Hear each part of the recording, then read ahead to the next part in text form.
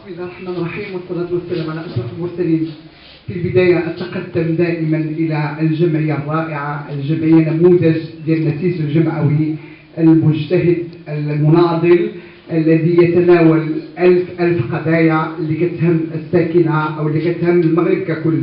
فأنا بدوري وباسم نيابة الشباب والرياضة لإخلينا عرائش أتقدم بالشكر الجزيل إلى كل الإخوة الحاضرين، وبالذات إلى الأخت الفاضلة اللي جت لنا من العراق، من البلد الحبيب، وهي الآن في بلدها الثاني وهو بلدها المغرب.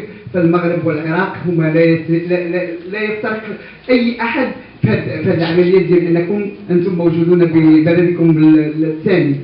فأنا أتمنى دائما لهذا الجمع الكريم وإلى السيد رئيس المجلس القروي ديال العوامرة اللي دائما كيحل لنا دائما الأبواب ديالو إن شاء الله بإذن الله، ودائما أننا نجتهد باش نكونوا بحسن الظن لا كوزارة الشباب والرياضة ولا كمجتمع مدني اللي فعلا تتحقق جميع الأنشطة وجميع الأشياء الرائعة في هذه العوامرة.